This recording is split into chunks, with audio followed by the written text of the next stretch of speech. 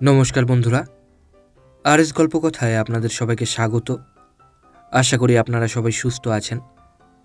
বন্ধুরা, আপনারা শুনছিলেন শ্রী দেবীপ্রসাদ রায়চৌধুরীর লেখা একটি উপন্যাস জঙ্গল, আজকের দ্বিতীয় পর্ব।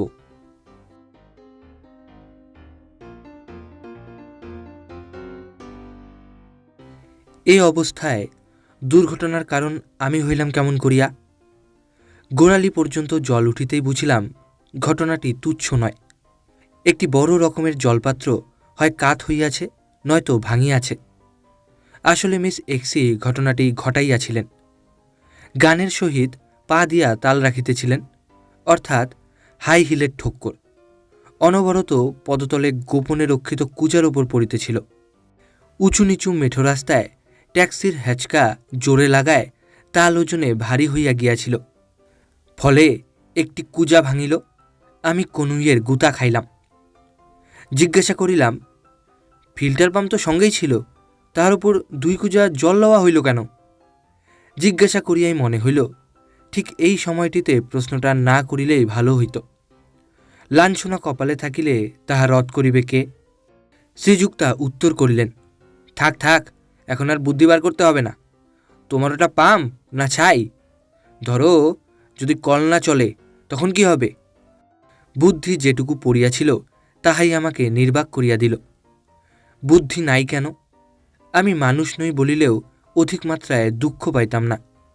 14 বৎসর বিবাহ করিয়াছি এবং এই দীর্ঘকাল সরকারের উচ্চপদস্থ গোলাম হইয়া জীবনযাপন করিতেছি। বাহিরের চামড়া হইতে আরম্ভ করিয়া অন্তরের হৃদয়ে পর্যন্ত কড়া পড়িয়া গিয়াছে। কড়া কেন বলি, অসার হইয়া গিয়াছে। মারিলেও লাগে না, থ্যাতলাইলেও বুঝি না।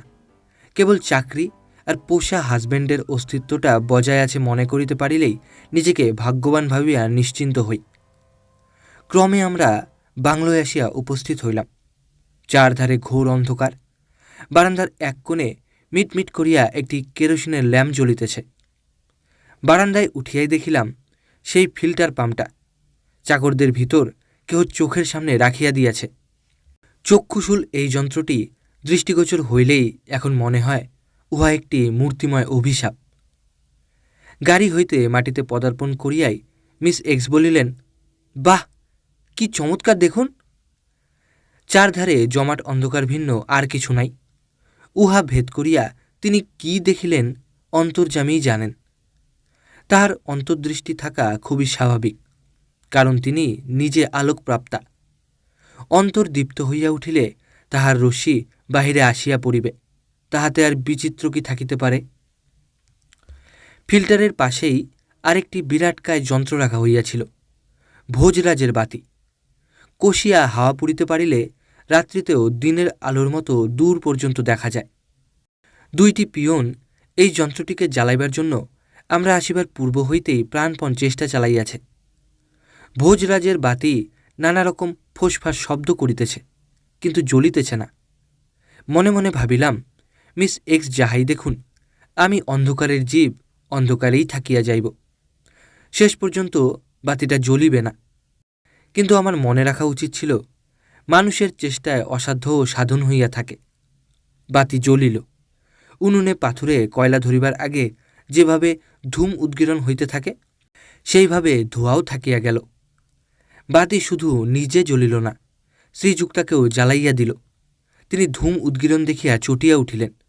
তাহার পর তাহার স্বভাবসুলভ মিষ্ট ভাষায় আমাকে বুঝিতে বলিলেন যে এই আলো ঘরে রাখিলে সকলকে অক্সিজেন বাদ দিয়া নিঃশ্বাস লইতে হইবে। সোজা কথায় কাহাকেও বাড়ি ফিরিতে হইবে না। বেগতিক দেখিয়া তাহার মতেই মত দিলাম এবং পিয়নকে আদেশ করিলাম আলোটা বাহিরেই রাখিয়া দিতে। ফল ভালো হইল না। ইহাতেও তিনি বিরক্ত হইয়া বলিলেন, বেশ মজার লোক তো তুমি, ঘরে আলো না থাকলে আমরা নড়ব চড়ব কেমন করে? নড়াচড়া যে আলোকপ্রাপ্তদের পেশা নয় তাহা আমি বিলক্ষণ জানিতাম, কিন্তু এত বড় নিছক সত্য প্রকাশ করিতে সাহস পাইলাম না। জঙ্গলে বৈদ্যুতিক টর্চ খারাপ হইয়া গেলে মোমবাতি ব্যবহার করিব ঠিক করিয়া রাখিয়াছিলাম। 2টি পকেটে ছিল। তখনকার মতো রক্ষা পাইবার আশায় বাতি 2টি তাহার করকমলে অর্পণ করিলাম। তিনি গসগস করিতে করিতে বাতি জ্বালিয়া ঘরে ঢুকিলেন। ইতিমধ্যে একটি সাংঘাতিক দুর্ঘটনা ঘটিয়া গেল। পুত্র বন্দুক চালনায় বয়সের তুলনায় অধিক পাকিয়া গিয়াছিল। নূতন এয়ার রাইফেল লইয়া এটা সেটা মারিতে মারিতে সাদার উপর কালো বুলসাই দেখিয়া ফেলিল। বাংলোর মালির রং আমা অপেক্ষা কালো, অর্থাৎ ঘোর কৃষ্ণবর্ণ। আমাদের সম্বর্ধনার জন্য বেচারা একটি ধবধবে সাদা কাপড় পরিয়া আসিয়াছিল। সাদা কাপড় পরিয়াছিল ভালোই করিয়াছিল, কিন্তু ছিদ্রযুক্ত কাপড় পরিবার জন্য তাহাকে কে মাথার দিব্যি দিয়াছিল? ঘূর্ণামান ভাগ্যচক্রের প্রকোপে আমার পুত্র ওই ছিদ্রটিকে বুলসাই দেখিল। যেমন দেখা অমনি টিপ করা, সঙ্গে সঙ্গে ঘোড়া টিপিয়া দেওয়া। লোকটা বাপরে বলিয়া উঠিল। আমি তাড়াতাড়ি নিকটে আসিয়া দেখিলাম পুত্রের নিশানা অব্যর্থ হইয়াছে। জানুর ওপর ছিদ্র, তাহারই ঠিক মধ্যস্থল ভেদ করিয়া ছররা ঢুকিয়া গিয়াছে। প্রমাদ গণিলাম, শিকার মাথায় উঠিয়া গেল। মালি নালিশ করিলে ছেলেটাকে জুভেনাইল কোর্টে ধরিয়া লইয়া যাইবে। অত্যুচ্চ পদমর্যাদা ভুলিয়া মালির গায়ে হাত বুলাইয়া দিলাম। একতারা নোট ঘুষ দিলাম। নোটগুলি হাতের মুঠার মধ্যে পাওয়ায় মনে হইল তাহার বেদনার কতকটা উপশম হইয়াছে। প্রথম ধাক্কা সামলাইতেই ভবিষ্যতের কথা মনে আসিল। ছররা না বাহির করিতে পারিলে সেপটিক হইয়া যাইতে পারে, এবং সেপটিক হইলে শেষ পর্যন্ত মরিয়া যাওয়াটাও আশ্চর্যের বিষয় নয়। টর্চ লইয়া ক্ষতস্থানটি ভালো করিয়া পরীক্ষা করাতে বুঝিলাম ছররা বেশ খানিকটা ভিতরে ঢুকিয়া গিয়াছে। তলা হইতে টিপিয়া টিপিয়া উপরের দিকে গুলিটাকে তুলিবার চেষ্টা করিলাম, কোনো ফল হইল না। অবশেষে বুদ্ধি জোগাইল। ড্রাইভারের নিকট হইতে বল্টুয়াটা বড় প্লায়ার্স চাহিয়া লইলাম। লৌহ যন্ত্রের রাম চিমটিতে কাজ হইল। গুলিটা চামড়ার নিকটে দেখিতে পাইলাম। একটা ছোট সন্না থাকিলে সহজেই বাহির করিয়া আনিতে পারিতাম, কিন্তু এখন পাই কোথা? বিপদে পড়িলে মাথাটা অনেক সময় খোলে ভালো। নিচের দিকে প্লায়ার্স দিয়া চাপিয়া ধরিয়া উপর হইতে একটি দিয়াশলাই কাঠির উল্টা দিক গর্তস্থানটিতে প্রবেশ করাইয়া দিলাম। তাহারপর ঘুরাইয়া ঘুরাইয়া বহু চেষ্টায় ছররাটি বাহির করিয়া আনিলাম। গুলি তো বাহির হইল, কিন্তু সীসার বিষ তো সোজা বিষ নয়। টিনচার আইডিন লাগানো একান্ত দরকার। শিকারে বাহির হইলে আমি পকেটেই এসব সরঞ্জাম রাখিয়া থাকি। ঔষধটি বাহির করিয়া যেই 2 ফোঁটা ফেলিয়াছি, অমনি বেটা হাউমাউ করিয়া উঠিল। আমি রীতিমতো রাগিয়া তাহাকে ধমক দিলাম। চেঁচামেচির কারণ শ্রীযুক্তা জানিতে পারিলে কাটা ঘায়ে নুনের ছিটা পড়িবে। এমনি তো লোকটাকে লইয়া বিব্রত হইয়া পড়িয়াছি, তাহার উপর পুত্রকে পথভ্রষ্ট করিবার হেতু হইয়া লাঞ্ছনাকে ডাকিয়া আনি কেন? পুনরায় মালির হাতে মাথায় হাত বুলাইয়া ঠান্ডা করিলাম। সমস্ত ব্যাপারটাই শ্রীযুক্তার অজ্ঞাতে সারিয়া ফেলিলাম। তাহার পর তখনকার মতো পুত্রের হাত হইতে বন্দুকটা কাড়িয়া লইলাম। একটু সুস্থভাব আনিবার চেষ্টা করিতেছিলাম, এমন সময়ে দূরে শুনিলাম ছেলেদের দল একযোগে চিৎকার করিয়া "it is a long way to Tipperary" গান ধরিয়াছে। বাংলো হইতে জঙ্গল বেশি দূর নয়। এইরূপ চিৎকারের পর শিকারের ফলাফল কি হইবে সহজেই অনুমান করা চলে। ছেলেদের যৌবন ভিতরে টকবক করিতেছিল। এই বয়সের মন জ্বালাইয়া ফুটাইয়া কল্পনার নির্যাস বাহির করিয়া থাকে। কোথায় টিপারারি আর কোথায় একটি অখ্যাত ভারতীয় জঙ্গল। স্বপ্নবিলাসীর দল ভাবিল ভারতের একটি অখ্যাত জঙ্গলকে টিপারারি। শুধু ভাবিলে কোনো ক্ষতি ছিল না। চিৎকার করিয়া বনের জন্তুগুলাকে জানাইবার প্রয়োজনীয়তা বোধ করিল কি কারণে? এই জাতীয় ঘটনার জন্য কতকটা প্রস্তুত হইয়াছিলাম, তথাপি ভালো করিয়া দমিয়া যাইতে লাগিলাম। পথি নারী বিবর্জিতা কথাটার ভিতর যে কত বড় সত্য রহিয়াছে তাহা হারে হারে উপলব্ধি করিতে লাগিলাম। শ্রীযুক্তা সঙ্গে না থাকিলে ডেপোর দল আমার সহিত আসিতে পারিত। সুশীল ছোকরা আবার বিলাতি গানের সহিত বাসিতে একটা ভীম পলশ্রী রাগিনী ধরিয়াছে। কান পাতিয়া শুনিলাম, বেশ লাগিতেছিল। আতঙ্কও ছিল, কি জানি নূতনের লোভে যদি টিপারারির সহিত হারমোনি করিবার চেষ্টা করে। অল্প সময়ের ভিতর গরুর গাড়ি বারান্দার সামনে আসিয়া দাঁড়াইল। সুশীল ছোকরা ছাত্র হিসেবে ভালোই, কিন্তু অধিক মাত্রায় ডেপো। সে যেন দূর হইতে আমার ফ্লাক্সটির প্রতি তাক করিয়াছিল। গাড়ি হইতে নামিয়াই বলিল, "স্যার, বড্ড জল তেষ্টা পেয়েছে, আপনার ফ্লাক্স থেকে একটু জল দিন না।" মনে মনে ভাবিলাম, আহা বাছারে, অনুরোধে আপ্যায়িত হইয়া গেলাম আর কি। হিন্দু বাড়ির ছেলে, সংস্কার ঘাড় চাপিয়া ধরিল। তৃষ্ণার্তকে জল না দিয়া পারিলাম না। ছেলেটা শুধু ডেপো নয়, একেবারে ঘুঘু মার্কা। এক ঢোকে সমস্ত জল নিঃশেষ করিয়া বিনা বাক্যে গেলাসটি আবার আমার সামনে ধরিল। গেলাসের আকৃতি একটি সাধারণ কালির দোয়াত অপেক্ষা বড় নয়, সুতরাং এক চুমুকে যে জলপাত্রটি নিঃশেষ করা যায় জানি, কিন্তু শিকারে জল খাওয়ার নিয়ম তো ওই রকমের নয়। কেবল টাগরা ভিজাইয়া জলপূর্ণ পাত্রটি দেখিতে হয়। ছোকরা যেভাবে কৃপাপ্রার্থী হইয়া গেলাসটি ধরিয়াছিল তাহাতে না বলিতে পারিলাম না। দিলাম আর এক গ্লাস। দ্বিতীয় গেলাসও এক চুমুকে শেষ করিয়া বলিল, আর একটু। আমি কৃতার্থ হইয়া গেলাম। সুশীলের সাহস দেখিয়া বোকা বামাপদ এক মুহূর্তে চালাক হইয়া উঠিল। সুশীলকে একটা কনুইয়ের গুতা মারিয়া সামনে আসিয়া বলিল, স্যার, আমাকেও একটু। কি করি, তাহাকেও এক পাত্র দিলাম। সেও সুশীলের পন্থা অবলম্বন করিয়া বলিল, স্যার, আর একটু। ফ্লাস্কের তৃতীয়াংশ প্রায় খালি হইয়া আসিয়াছে। বামাপদ ক্লাস ফাঁকি দিবার একটি ওস্তাদ। বলিতে চাহিয়াছিলাম, কাজের বেলা কেবল ফাঁকি, এখন জল চাইছ কেন? তোমাদের নিজেদের ফ্লাস্ক কী হলো? বলিতে পারিলাম না। হাজার হোক, আমি একটি সার ব্যক্তি। একটু দয়া না থাকিলে চলিবে কেমন করিয়া? বাধ্য হইয়াই তাহার অনুরোধ রাখিলাম। বোকা বামাপদ কাজ হাসিল করিয়াছে দেখিয়া খগেন মুরব্বিয়ানার চালে আমার সামনে আসিয়া দাঁড়াইল। তাহার পর বলিল, তাহলে আমাকেও একটু। ভাবটা, বোকা যদি স্যারের কৃপার পাত্র হইতে পারে তো আমি হেন ছাত্র বাদ যাই কেন?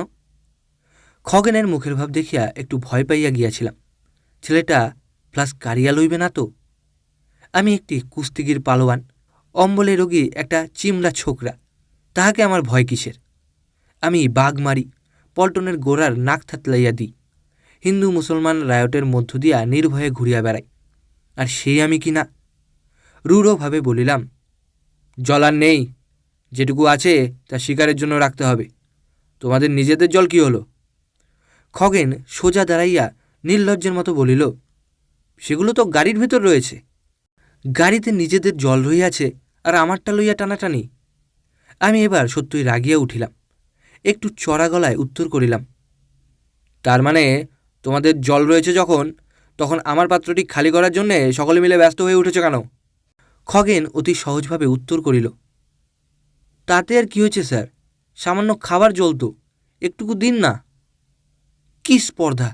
আমি যেন বাবুর ইয়ার। তাহার দাঁড়াইবার ভঙ্গি দেখিয়া মনে হইল জল না পাইলে সে নড়িবে না। ক্ষোভে উদার হইয়া উঠিলাম। রাগিয়া জলপাত্রটি শুধু খগেন নয়, সকলের জন্য রাখিয়া স্থানটি পরিত্যাগ করিলাম। বন্দুকে গুলি ভরিয়া ফিরিয়া আসিতে যেটুকু সময় লাগিয়াছিল, ইহারই ভিতর দেখি আমার জলপাত্রটি উল্টাইয়া সযত্নে কোন ছেলে দেওয়ালে ঠেস দিয়া রাখিয়া দিয়াছে। দুষ্টু ছেলেদের প্রাণ ভরিয়া অভিশাপ দিয়া শূন্য ফ্লাস্ক ছিপিয়াটিয়া পকেটে পুরিলাম। শ্রীযুক্তা তখন আহারের ব্যবস্থা করিতেছিলেন। অন্ন পরিবেশনের পর জলের পালা আসিল। জল তো যে সে জল নয়, একেবারে ফিল্টার্ড ওয়াটার। শ্রীযুক্তা সকলের সামনেই আমার কানের অতি নিকটে মুখ আনিতে লাগিলেন। আচরণ অদ্ভুত লাগিতেছিল। ব্র্যান্ডি খাইলাম আমি, আর নেশা হইল শ্রীযুক্তার।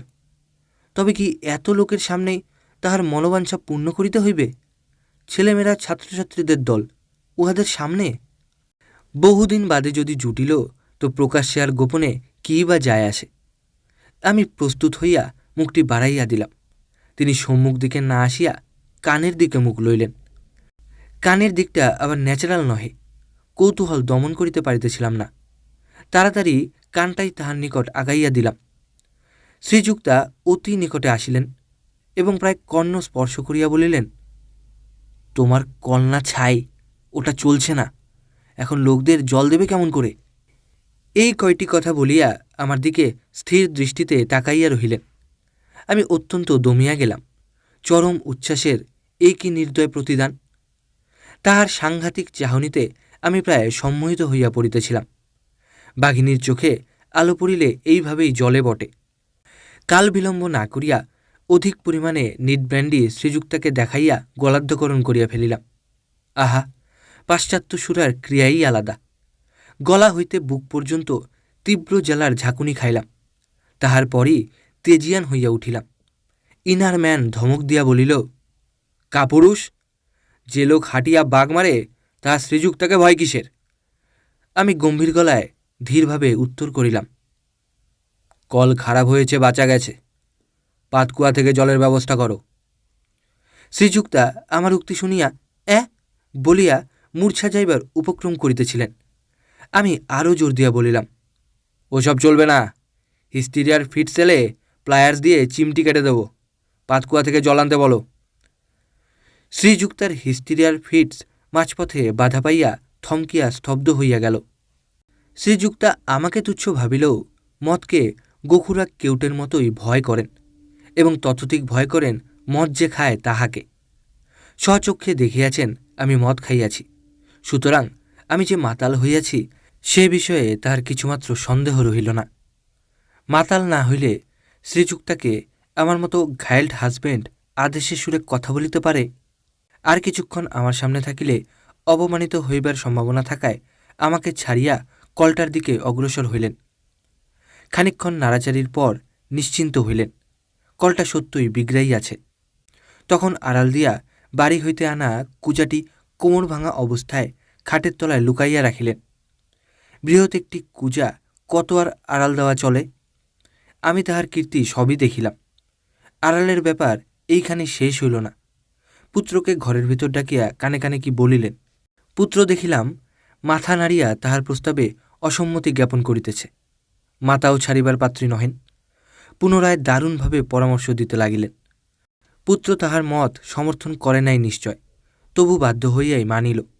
দেখিলাম জল খাইতেছে, তৃষ্ণা নাই, প্রয়োজন নাই, উদরে স্থানাভাব সত্ত্বে জল খাইয়া চলিয়াছে।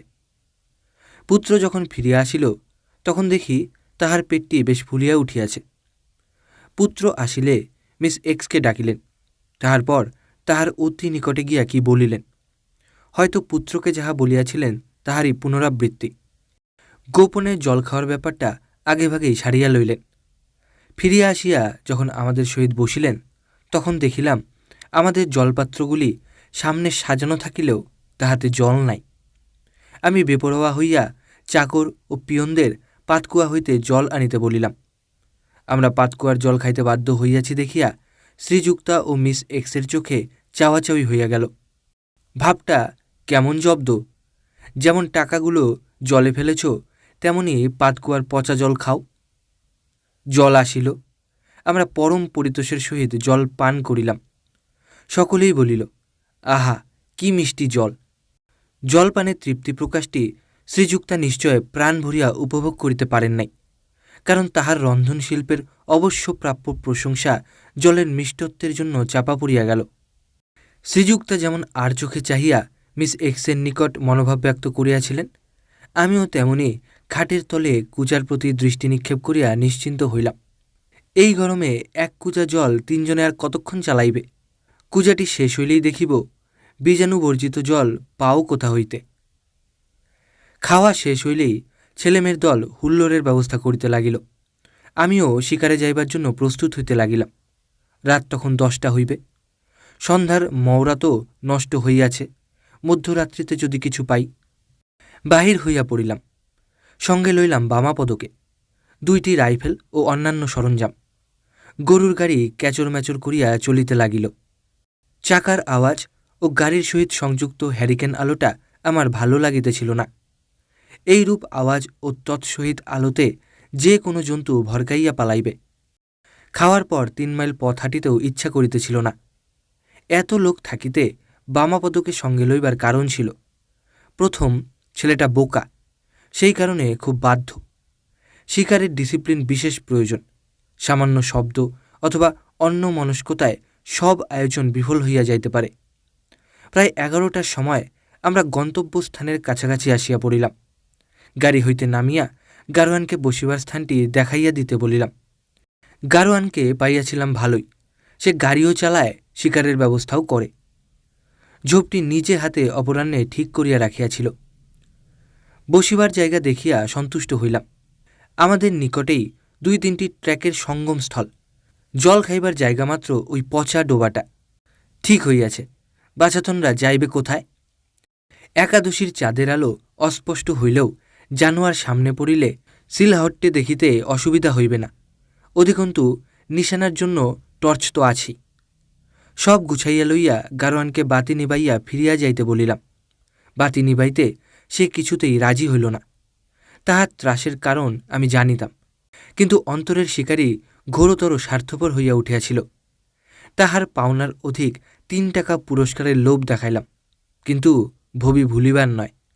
গারোয়ান বলিতে লাগিল, সম্বর হরিণ বরাহ না হয় এড়াইলাম, কিন্তু চিতা কিংবা ভল্লুক আক্রমণ করিলে কি করিব? আলো আমার সঙ্গে রাখিতেই হইবে। নিরুপায় হইয়াই তাহাকে তাহার মতে চলিতে দিলাম। বদমাইশটা গাড়ি চালাইবার আগে মোটা ঘুঙুর গরুর গলায় বাঁধিয়া দিয়াছে। কপালে করাঘাত করিয়া বসিয়া পড়িলাম। ওই শব্দের পর কোন জন্তু এদিকে আসিবে? গরুর গাড়ির চাকা ও ঘণ্টার শব্দ অল্প সময়ের ভিতর দূরে মিলাইয়া গেল। বামাপদকে বলিলাম, প্রথম রাতটা আমি ঝিমাইয়া লইব, 2টার পর আমি জাগিয়া থাকিব, তখন সে ঘুমাইতে পারিবে। এতখানি উত্তেজনা লইয়া আসিয়াছি, ইচ্ছা করিলেই কি ঘুমানো যায়? রাইফেলটা পাশেই ছিল। তুলিয়া লইয়া দূরে আনুমানিক জন্তুকে লক্ষ্য করিয়া ঘোড়া টিপিলাম। তৎক্ষণাৎ গুরুম শব্দের সহিত গুলি বাহির হইয়া গেল। ট্রিগার যে ঠিক করিয়া রাখিয়াছিলাম তাহা মনেই ছিল না। দূরের পাথরটির একদিক ভাঙিয়া চুরমার হইয়া গেল। টিপ সম্বন্ধে বেশ আনন্দ পাইলাম, কিন্তু আশেপাশের জন্তুগুলি যে সব পলাইল তাহাতে আর দ্বিমত থাকিবার কোনো অজুহাত রাখিলাম না। মনটা খারাপ হইয়া গেল। ইহার পর যে কোনো শিকার পাইব না সে বিষয়ে নিশ্চিন্ত হইলাম। বন্দুক রিলোড করিয়া একটু আরামে বসিব ভাবিতেছি, এমন সময় ঘর ঘর ফরফর আওয়াজ কানে আসিতে লাগিল, অতি নিকটে। বহুদিন ধরিয়া শিকার করিতেছি, কিন্তু কখনো কোনো জানোয়ারের আওয়াজ শুনি নাই। শব্দ একইভাবে চলিয়াছে। ঠিক এই সময়টিতে শুনিতে পাইলাম বামাপদ ঘুমন্ত অবস্থায় এবং অস্পষ্ট ভাষায় কী সব বকিয়া চলিয়াছে। আমি তাহাকে খুব জোরে চিমটি কাটিলাম। সে অ্যাঙ্গ বলিয়া উঠিয়া বসিল। সঙ্গে সঙ্গে অজানা জন্তুর অদ্ভুত শব্দ বন্ধ হইয়া গেল। এতক্ষণে বুঝিলাম শব্দটি মানুষের উদরাভ্যন্তর হইতে আসিতেছিল। বামাপদ উঠিয়া বসিতে আমি তাহাকে বলিলাম, এই তোমার রাত জাগা? তোমার পেট গরম হয়েছে, কাল একটা কিছু ব্যবস্থা করো। বামাপদ অর্ধ ঘুমন্ত অবস্থায় জিজ্ঞাসা করিল, বাঘ এসেছিল নাকি? ছাত্র এবং বোকা না হইলে নিশ্চয় কিছু অপ্রিয় ভাষা ব্যবহার করিয়া ফেলিতাম। বলিলাম, বাঘ আসে নাই বটে, তবে নিকটে থাকিলে তোমার অজীর্ণতার জ্বালায় বহুদূর পলাইয়া বাঁচিয়াছে। ইতিমধ্যে টিপটিপ করিয়া বৃষ্টি পড়িতে আরম্ভ করিয়াছে। যেটুকু চাঁদের আলো ছিল তাহা মেঘাবৃত হইয়া ঘোরতর অন্ধকারের সৃষ্টি করিয়াছে। বামাপদকে ম্যাকিনটসটা দিতে বলিলাম। অম্লান বদনে বলিল, ভুলে গেছি স্যার। কথাগুলির উচ্চারণ কেমন যেন জড়িত। একটু পরেই অনুভব করিলাম আমার বড় শিকারের কোটটায় টান পড়িতেছে।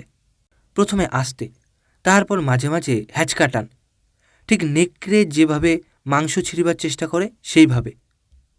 কালো বিলম্ব না করিয়া মুহূর্তে রাইফেল লইয়া প্রস্তুত হইবার চেষ্টা করিলাম। রাইফেল বগলে বসাইবার আগে বোটের ধরিবার স্থানটি, অর্থাৎ টোটা বহনকারী রাইফেল সংযুক্ত কল, যেটাকে বোটা বলে, সজোরে বামাপদর কপালে ঠুকিয়া গেল। বিকট শব্দ করিয়া বলিল, উহ! নরকণ্ঠ হইতে নির্গত শব্দটির ফলাফল যে কী হইবে তাহা ভাবাও শিকারীর পক্ষে কষ্টকর। ইচ্ছা হইতেছিল একটি ঘুষি মারিয়া বোকা বামাপদর মাথাটা ফাটাইয়া দিই, কিন্তু ভবিষ্যতে আরও দুঃখ দিবার জন্য নিরস্ত হইলাম। ঘুষি খাইলে আসল চেহারার এমন বিকৃতি হইতে পারে যাহাতে তাহার বিবাহ অনিশ্চিত হইয়া যাওয়ার সম্ভাবনা বেশি। আমার মারের অপেক্ষা আরও সাংঘাতিক মারের জন্য তাহাকে ছাড়িয়া দিলাম, তাহাকে অভিশাপ দিলাম শীঘ্রই যেন তাহার বিবাহ হয়। বিবাহের অভিশাপ দিয়া দয়া আসিল। বন্দুক নামাইয়া জিজ্ঞাসা করিলাম, খুব লেগেছে? বামাপদ উত্তর করিল, বড্ড শীত করছে, কোটটা ছেড়ে দিন না স্যার, গায়ে দিই। কি দুর্ভোগ! এতক্ষণ কোট টানিতেছিল বামাপদ। রাগ দ্বিগুণ মাত্রায় চড়িয়া উঠিল। ঘোর অন্ধকার। কপালে হাত দিয়া স্থানটি ঠিক করিয়া একটি ওস্তাদি চর কষাইব ঠিক করিলাম। যেমন ভাবা অমনি চিন্তাকে কার্যে পরিণত করিবার ইচ্ছা প্রবল হইয়া উঠিল। বামাপদর কপালে হাত দিতেই ছ্যাক করিয়া উঠিল। ছেলেটার পুরাদমে জ্বর আসিয়াছে। একেবারে কচুরিপানার বীজাণু প্রমাণসহ আক্রমণ করিয়াছে। অল্পক্ষণ পরেই ঠকঠক করিয়া কাঁপিতে লাগিল। কাঁপিতে কাঁপিতে বলিতেছিল, স্যার, চেপে ধরুন, বড্ড শীত। কোট দিয়া তাহার দেহ ঢাকিয়া দিলাম। কি আর করি, রাইফেল নামাইয়া ছেলেটাকে চাপিয়া ধরিলাম। কাঁপুনি তাহার আর থামে না। এইভাবে বেশ খানিকটা সময় অতিবাহিত হইয়াছিল। আমিও কেমন কেমন বোধ করিতেছিলাম। শ্রীযুক্তার ভয়ঙ্কর মূর্তি দেখিয়া গোড়া হইতে নিট ব্র্যান্ডি খাইয়াছিলাম। একে পরিমাপের মাত্রাধিক্য, তাহার ওপর নিটন উভয়ের যোগাযোগে আমি একটু কি বলে কেমন কেমন বোধ করিতেছিলাম। বামাপদকে যখন চাপিয়া ধরিয়াছিলাম সেই সময় কেমন কেমন ভাবটা গভীরতায় তলাইয়া লইয়াছিল। একটু জ্ঞান ফিরিয়া আসিতেই মনে হইল বামাপদ প্রাণপণ শক্তিতে তাহার গলা হইতে আমার হাত সরাইবার চেষ্টা করিতেছে এবং মাঝে মাঝে মানুষের দম বন্ধ হইবার মতো আওয়াজ শুনিতে পাইতেছি। ঘূর্ণিপাক খাওয়া মাথাটা কেন বলিতে পারি না গোঙানি শুনিয়া প্রায় ধাতস্থ হইয়া আসিতেছিল। নেশার ঘোরালো অবস্থার কথা চিন্তা করিতেই মনে পড়িল তন্দ্রাবস্থায় একটি মৃগকে গুলি করিয়াছিলাম। পা জখম হইয়াছিল, তথাপি খোঁড়াইয়া পলাইতেছিল। আমি রাইফেল ফেলিয়া মৃগকে ধরিয়া ফেলিলাম এবং গলা টিপিয়া কাবু করিবার চেষ্টায় ছিলাম। কেমন কেমন অবস্থায় বামাপদকেই যে মৃগ ভাবিয়া কাবু করিতেছিলাম সে বিষয়ে কিছুমাত্র ভুল রহিল না। সম্পূর্ণ যখন উপলব্ধি করিলাম যে গলা টিপিয়া বামাপদকে অসাড় করিয়া দিয়াছি, তখন নেশা আমার ছুটিতে আরম্ভ করিয়াছে। তাহার পাশে বসিয়াই ভাবিতে লাগিলাম, ছেলেটা মরিয়াছে, এই কারণেই আমাকে ফাঁসি কাষ্ঠে ঝুলিতে হইবে। শ্রীযুক্তার কথা মনে আসিল। মনে মনে বলিলাম, তোমার সাধ এইবার পূর্ণ হইবে। প্রাণ ভরিয়া ট্যাসি কায়দায় বাঁচিয়া থাকিও। আর আমি ক্ষীরের নাড়ু হাত দিয়া তুলিয়া লইতে আসিব না। জীবন্ত অবস্থায় যেরূপ ব্যবহারই করিয়া থাকো, ফাঁসি কাষ্ঠে আমার প্রাণবায়ু নির্গত হইলে আমার আত্মার কল্যাণের জন্য সাক্ষী রাখিয়া 2 ফোঁটা চোখের জল ফেলিও। দোহাই তোমার, 2 ফোঁটার বেশি চাই না। সিনেমা তারকারাও চলন্ত ছবিতে ফাঁকি ভালোবাসার জন্য 2 ফোঁটার বেশি চোখের জল নষ্ট করিয়া থাকে। তুমি আসল ভালোবাসার জন্য কেবল 2 ফোঁটা চোখের জল ফেলিতে পারিবে না। তুমি আমার জীবিতকালের স্ত্রী, 2 ফোঁটা জলের অনুরোধ রাখিবে না। প্রেতলোকে পৌঁছাইলেও স্ত্রীলোকের মনের কথা জানিতে পারিব না। 2 ফোঁটা জলের দ্বারা শোকাতুরার ডেমনস্ট্রেশন রেকর্ড করিয়া রাখিও। আমি জানি তুমি অন্যায় খরচ পছন্দ করো না, সেই কারণেই বলিতেছি, আমার শ্রাদ্ধে বাছিয়া বাছিয়া দেশি ও আধা বিদেশি সমাজভুক্ত মানুষদের নিমন্ত্রণ করিও। নিমন্ত্রণ পত্রের খামে মোটা কালো রেখার বর্ডার যেন থাকে, তাহা না হইলে খাওয়ানোটা মাঠে মারা পড়িবে। ভুরি ভোজনের পর উদরস্ফীত করিয়া লোকগুলো বাড়ি ফিরিবে, একবারও বলিবে না, মানুষ খুন করিয়া ফাঁসি যাইলে কি হয়, অমন সদাশয় ব্যক্তি আর জন্মাইবে না। বলিতে ভুলিয়াছি, নিমন্ত্রণপত্রে শুধু কালো শোকচিহ্ন থাকিলে চলিবে না। আমার কি কি গুণ উল্লেখ করিয়া তাহারা শোকসভায় দুঃখ প্রকাশ করিতে বাধ্য থাকিবেন, তাহারও একটি তালিকা দিয়া রাখা ভালো। শ্রাদ্ধ বাসরে আমার সেই প্রতিমূর্তিটা রাখিয়া দিও। আমার চেহারার সহিত কোনো সাদৃশ্য নাই, না থাকুক, মোটা অক্ষরে আমার নাম লিখিয়া দিলেই চলিবে। একান্ত শিল্পীর কাজ সম্বন্ধে কুকথা শুনিবার সম্ভাবনা থাকিলে গাঙ্গুলি এবং চাটুর্যে মহাশয়ের নিকট হইতে পৃথকভাবে স্বাক্ষরযুক্ত সার্টিফিকেট ছাপাইয়া মূর্তির গলায় ঝুলাইয়া দিও। দেখিবে বেরসিক সাধারণের মুখ বন্ধ হইয়া গিয়াছে। আমার চেহারার সহিত মিল না থাকিলেও মর্মর মূর্তি আমার হইয়া কথা বলিবে। সার্টিফিকেট পড়িয়া সকলেই বলিবে প্রতিমূর্তি একেবারে জীবন্ত হইয়া উঠিয়াছে। পাষাণ জীবন্ত হইয়া কথা বলিতে থাকিলে ভয় পাইও না, আমি মরিয়াও তোমার পাশেই থাকিব। ওগো, তোমাকে যে বড্ড ভালোবাসিতাম, সেই কারণেই অনুরোধ করি, মাথার সিঁদুর খসাও আপত্তি নাই, কিন্তু ঠোঁটের সিঁদুর অটুট রাখিও। ও সিঁদুর রসরাজ রাজশেখরের আবিষ্কার। রসই পুরাপুরি বাঁচিবার একমাত্র অবলম্বন। আর যাহাই করো, রসগ্রহণে বিমুখ হইও না। তবে বাড়াবাড়ি নয়, প্রথম দর্শনে তোমাকে যেন বিধবা বলিয়া চেনা যায়। আমি বাস্তবিকই তোমাকে ভালোবাসিয়াছিলাম, সেই কারণেই আশা করিব আমার মৃত্যুর পর যেন কিছুদিন তুমি বিধবা সাজিয়া থাকো। অতি আধুনিকাদের অনুকরণ করিও না। স্বামী নাই, অথচ আমার স্ত্রী সধবার বেশি সজ্জিতা। প্রেতলোকে বাস করিয়াও সহ্য করিতে পারিব না। আমি সাংঘাতিকভাবে জেলাস। ওগো, জেলাসি যে আন্তরিক ভালোবাসার ভিন্ন রূপ, এটাও কি বোঝো না?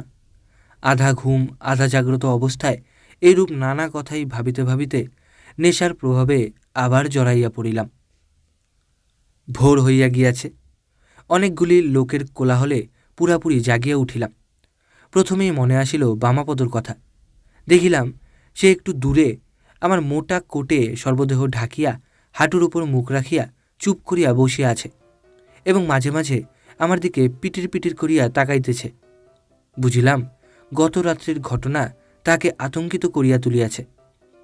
ইতিমধ্যে সুশীল, কালী সব আসিয়া জড়ো হইয়াছে। কালী ছাত্রদের মধ্যে একটু ভারিক্কে ধরনের মানুষ। দেখি বামাপদ কখন তাহার পিছনে গিয়া দাঁড়াইয়াছে। বামাপদ ছেলেটা শুধু বোকা নয়, একেবারে নষ্ট।